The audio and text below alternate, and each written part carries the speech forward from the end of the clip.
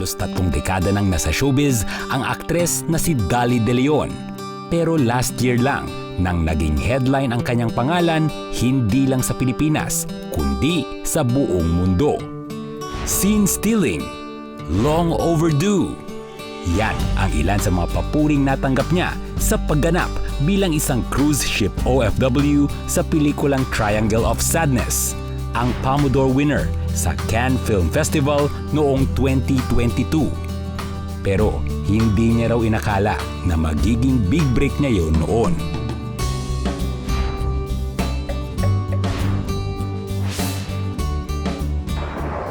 Hello mga kapuso!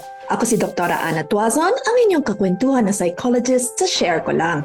Ngayong araw, makakakwentuhan natin ang first ever Filipino actress na naging nominado sa Golden Globe Awards, sa British Academy of Film and Television Arts or BAFTA at sa London Critics Circle Film Awards. Siya rin ang itinanghal na Best Supporting Performer sa Los Angeles Film Critic Awards, si Miss Dolly de Leon. Hello Miss Dolly, welcome to Share Ko Lang. Hello po. Hi, Doc Ana. Thank you for having me. So nice to be here. Yes, we're so excited, no? Kasi actually, di ba, mahigit na 1 taon na, no? Since your big break, kumbaga, your breakout award-winning performance and role sa Triangle of Sadness. Naka-whirlwind na award shows, di ba? Marami ng projects, no, na nagdaan, na nakapila pa. So actually, after 1 year, Miss Dolly, ang gusto kong itanong, nakakatulog ka pa ba? Alam mo, finally, after 1 year, nakakatulog na ako. Nung umpisa, nung buong year na yon yung sinasabi niyo, Doc Ana, yon talagang wala. Lagi akong puyat, laging pagod, laging stressed. Pero ngayon, okay na. Medyo nag-settle down na, maganda na yung pacing and groove. Yes, oo, nakakahinga na ako, tsaka kumbaga na-digest ko na lahat ng mga nangyayari. Nung una kasi pinaprocess ko pa yung lahat ng mga nangyayari. So ngayon tapos na ako dun sa stage na yon. So ina-enjoy ko na lang. So pag-usapan natin yung konsepto or para sa iba pang the myth of the big break. Kasi di ba yan ang hinahanap, hinihintay, no? Ng maraming tao, lalo na sa entertainment, di ba? Sa showbiz, sa creative fields. Nung nakuha mo, Miss Dolly, yung role, na alam mo na ba kaagad na parang, okay, ito na yon, ito na, potentially this is it. This is my time to shine. Hindi ko alam. Alam ko na maganda yung pelikula for sure. Alam ko na makakatanggap siya ng attention worldwide. Alam ko lahat yon. Pero hindi ko naisip na ito na yon or ito na yung big break ko. Hindi ko naisip yon. Siguro dahil nasanay lang ako na ilang taon na akong nagtatrabaho lang. Tapos kung anong mangyayari. Tsaka nakarami na po ako na mga projects na iniisip ko baka ito na yung big break pero hindi naman po nangyari. So at that point, kumbaga jaded na ako. ang iniisip ko, trabaho ulit yan. So parang no, hindi ko talaga ine-expect. Tsaka tama po ba na di ba, hindi naman naging mabilis yung process? It took years, maybe 4 years bago actually natapos yung filming. Yes, it took 4 years kasi 2018 ako nag-audition tapos naghintay ako ng 2 years, 2020 kami nag-shoot tapos inedit. Tapos hinintay pa namin na gusto niya kasing ni Ruben Oslund, gusto niya ipasok sa Cannes Film Festival. So matagal yung wait. Yung whole time na nagwe-wait ako, yun medyo ako, parang sana lumabas na para para makita ng mundo kung ano yung kaya nating gawin. So it was more of that rather than yung iniisip ko na alam mo na ito na yung chance. And then when everything happened, at what point exactly, do you have an exact moment na na-realize mo, wait, this is something special, this is something parang potentially, di ba, parang wow, mag-iiba yung career ko? I think it was the night na nag-premiere kami sa Cannes nung May of last year. Tapos, di ba matagal yung standing ovation namin, hindi pa rin nag-sink in sa akin yun. Tapos may after party kami. Tapos nung nasa party kami, lahat ng tao lumalapit, nagko-congratulate, hindi pa rin nag-sink in.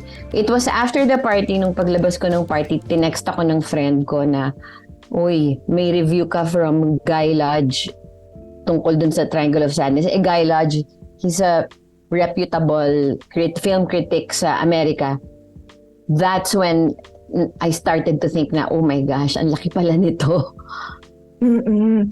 And then actually yung mga reviews of that movie, 'di ba, parang I'm not sure if you notice, or I'm sure your friends made you notice it, 'di ba? Parang talagang mine-mention nila si Abigail. Mine-mention nila yung performance mo. So talagang nag-snowball.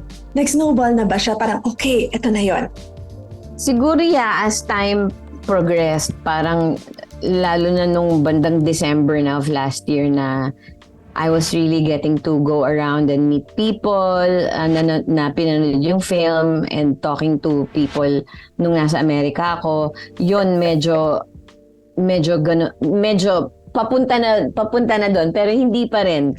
Naging lang talaga, yung talagang actually hanggang ngayon hindi pa rin talaga siya yung, alam mo yon, yung oo, ito yun. Hindi pa rin talaga eh. But it doesn't feel quite it yet. No eh. It really doesn't eh. And even if, as you said earlier, may dumami na yung work, busy na ako, ganyan-ganyan, and yung reviews, ang dami. Hindi ko alam kung bakit, pero hindi pa rin talaga ang tingin ko talaga dun sa nangyari na yon. I don't know why. Mm-mm. Kayo po, baka alam nyo, Doc Ana, kasi psychologist kayo. Explain nyo nga sa akin. Oo, kaya actually naku-curious ako kasi especially when I'm talking to artists, no? Or especially yung kind of field na hindi step by step. Walang guaranteed promotion, 'di ba? Parang every 2 years. Parang yung iba, yung konsepto kasi ng big break 'di ba? Or opportunity or chances, that big opportunity. Merong iba, marami namang opportunity, hindi nila nakikita. Nandun na sila, hindi pa nila napapansin. Yung iba naman, talagang, di ba? Feel na feel nila. Feel nila, pero sabi mo nga, parang may experience ka na, akala mo yun na yun, pero hindi. False alarm. Kasi you have an interesting journey then. Kasi hindi, di ba, this comes decades after. Yes.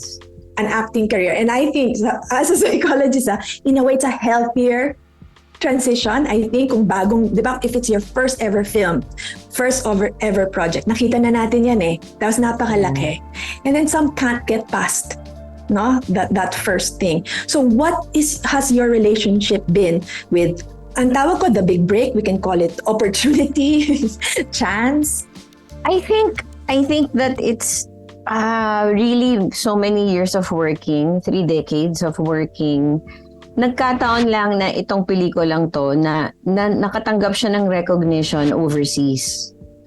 And then dahil nagka-recognition siya overseas, binigyan ako ng pansin ng mga tao dito. So I don't know what that phenomenon is. I don't want to label it. Pero I think that's really just what happened. It's just that I was given recognition by another country or another set of countries. And then because of that, dito sa Philippines, nag-iba na yung tingin nila sa akin. And yun ang tingin nila na nagkaroon na ako ng big break. I don't know, siguro meron tayo ng colonial mentality na akala natin na pag maganda sa ibang bansa, ibig sabihin maganda na siya. I don't know. Maybe you're right. Maybe the big break is a myth because I really, first of all, I don't really feel it that much na I had a big break. Nagkakaroon lang ako ng moments, ng flashes na natatauhan ako. Like if I have a friend I really trust and they point it out to me, that's when, oh my gosh, I realize it. Pero that lasts for just a few seconds and hindi talaga siya tumatagal. 97% of the time, I'm just, I feel like I'm still in a normal place, in the same place I was before, except for, yun nga, I have more work now and I get to choose the jobs that I do, which I didn't have the luxury of doing before. So, I don't really know. I also don't know. Hindi ko alam. Yeah, so parang while you're in it, kasi actually sa totoo lang, di ba, relatively konti lang ang life-changing, yung 180-degree big break talaga. And so para siyang, di ba, parang siya yung aspiration ng marami. Pero doon sa mga taong nakaranas, na from afar, at least from an outsider point of view, uy, malaki yan, huwag natin maliitin. Di ba, yung nangyari. At the same time, parang I don't think you're the only one. Parang when you ask really successful people, para sa kanila, not quite there yet. Actually, napaka-similar, di ba? Parang hindi pa. And actually, that's what helps them. Parang continue to strive forward, di ba? Continue. Parang, hindi, gusto ko mas magaling. Gusto ko mas interesting, mas complex ang aking roles and characters. Parang gusto pa nilang mag-push forward. I think it's because of that. Dahil meron pa rin yung, may mga goals pa rin na hindi pa namin na-achieve. So, we don't really feel completely that we've arrived. May mga nagtatanong nga sa akin when did you realize you've arrived? I haven't arrived. Kasi marami pa akong gustong gawin. Tama kayo. Ang dami kong gustong makatrabaho. And until hindi ko nagagawa yon, hindi ko masasabing, kumbaga, accomplished na ako as an actor. And then, ang funny nun, kahit magawa ko yon, feeling ko hindi pa rin ako makakontento. Kasi, ewan ko, do we ever really get satisfied with what we have? Yeah, and especially with the craft, di ba? Parang, okay, I worked with this director. Now I want another director, di ba? I want to try to do something else. And interesting, Miss Dolly, kasi sabi mo nga, parang, when did you know you've arrived? Sabi mo nga, parang hindi pa. At the same time, in my mind, teka, matagal ka nang nandito. When did I leave? Right? Yeah. Arrived, you just didn't notice. Diba? Possible. Yeah, I guess it's really different kasi when you're in the picture compared to when you're outside looking in, mas may clear perception kayo of what's going on. Ako kasi I'm inside it, so I don't really know what's happening. Kumbaga hindi ako objective observer So, yeah. Yeah. And also at the end of the day, kasi it's such a public career, di ba? Parang it's performance, literally. You're out there. And then at the end of the day, you go back home. And this is what's so interesting. And for me, personally, napaka-impressive, no? Kasi you could have simply just lived in Hollywood, lived in abroad, di ba? To say, okay, ito na tatahakin ko, dire-diretso na, pupursue ko na full-time. And yet, you go back and forth. And from what I heard, parang sabi mo nga, you treat yourself as an OFW pa.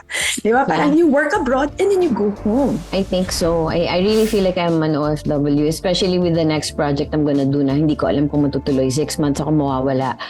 So, yeah, medyo matagal yon. Although ang OFW, years sila nawawala, di ba? Pero for me, malaking bagay. That's the longest time I'm ever gonna be away from home.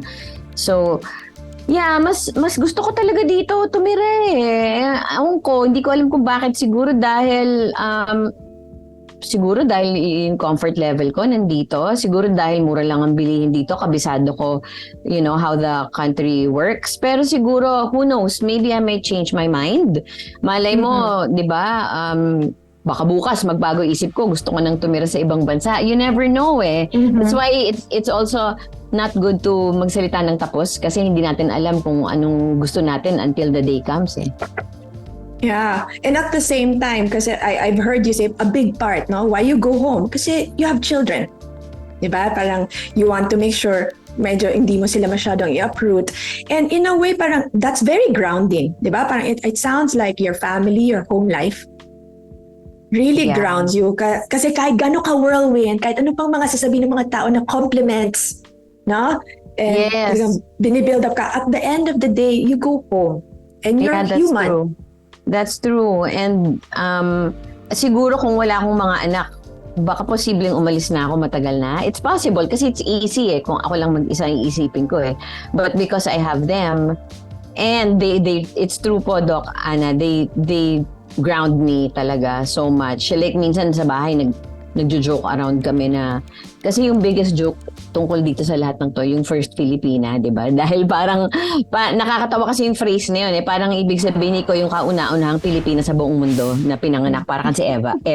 So when we joke around about things like that, they, inaano nila ako, talagang inaasar nila ako, kinakantsawan nila ako na, feeling ka mga ganyan. So when they do that, it puts me back in my place and yun, ang laki talagang difference na nagagawa nung may mga ibang tao ka in your life that you love so much. It really changes the decisions that you make and it really shapes the person that you are. Kasi kung wala akong anak, matagal na ako siguro umalis. Or kung bata ako habang nangyari to, hindi ako mag-iisip, matagal na ako umalis. Kasi nung bata ako, gusto ko talaga mag-migrate eh. So, it would have been different, very different. Yeah, parang in a way, 'di ba, parang parang the timing also. 'Di ba? The timing of the big break, I think, is so important kasi parang when somebody gets it too early, either they don't appreciate it or they assume, 'di ba, that every project is gonna be a big break, and that's the biggest disappointment. Did you get that pressure na parang, oh no, what if the future projects don't quite? I really did got that. I got that so much. It was so bad that it kind of affected my work, to be honest. I won't say na lang which work, pero meron akong ginawang isang project na because of the pressure that I was going through, it was starting to affect my performance, and I had to constantly check myself and say, ano ba? Kaya mo ginagawa to dahil mahal mo to, hindi dahil for any other reason. So yeah, it really does stuff to your brain that doesn't help you at all. It's not Yeah, definitely. Lalo na because it's so, di ba, parang lalo na if you become externally focused, let's say awards focused, kailangan makakancel ulit ako, kailangan manominate ulit ako, and then it gets you out. Yeah. It gets you out of your zone as an artist talaga, di ba? And your purpose, why you're really here. I mean, we're not doing it. We shouldn't be doing it for awards. We shouldn't be doing it for recognition. At least that's my way of thinking. For me, I got into this because it's a way for me to express myself, or for me, acting is an outlet eh. It's like an exercise, or it's parang therapy sa akin ang acting eh. So if it's going to be reversed, the role of my job as an actor, na nagiging masyado akong, I'm always in my head. That's the term I always use, when I'm always in my head and overthinking it and overanalyzing everything and thinking, kailangan magaling ako dito, kailangan okay ako dito. Then it takes away the fun from what I'm doing. And I have to constantly remind myself na, stop it, Dolly, huwag mo nang isipin yung mga ganyang bagay. Isipin mo na lang ba't mo ginagawa to. Because you love it, you love telling stories. You want to be an agent of change, mga ganon. So it's not easy. It's really not. The other thing that was very interesting sa akin, na-mention nyo na yung colonial mentality kanina. Sabi mo nga, unfortunately, we do have that kind of dynamic here. Diba? Na parang kailangan ma-recognize ka muna. What is interesting, and I wonder, konektado ba yan doon sa sabi mo nga, there are stories you want to tell. There's still, there's a social message that you want. Kasi, my friends who are film buffs, amateur film buffs, sabi nila, amazing, she's still taking on local projects. Diba? And not just any local project, a variety. You have indie films, you have teleserye ka, you have movies and TV. You have this upcoming, diba? You have 2 Cinemalaya entries. Yeah. It's the year of Dolly. Sabi ko, ba't nakakatulog ka pa ba? So, this decision to really, hindi lang ako magpo-focus with big projects, di ba? With big name directors. I'm also gonna do all sorts of movies. What made you decide that? Yun na nga, is it that the stories that you wanted to tell? It is the stories. It's really the stories and the storytellers, the filmmakers, the writers, the directors. If the story is important enough to me, and I feel that it should be heard and it should be told, and the character that is offered to me is someone that I can resonate with and that can inspire me to perform my best, then I would be very interested in that. So in a way, it was also a good thing for me to do Cinemalaya. I love independent films naman talaga in general, and there's a misconception that I'm an independent film actor. I'm not. Actually, hindi. For the longest time, soap operas, teleseries ang ginagawa ko talaga rather than indie. So, when I was offered that, I grabbed it because pangarap ko talaga magtrabaho sa indie scene. Because yun yung mga stories that have never been told, untapped stories. You're working with true artists who really love the craft and who really, they work on a very small budget, but they make it work anyway and make it effective. And that's why I did that. And I don't think I'll ever not want to do something like that.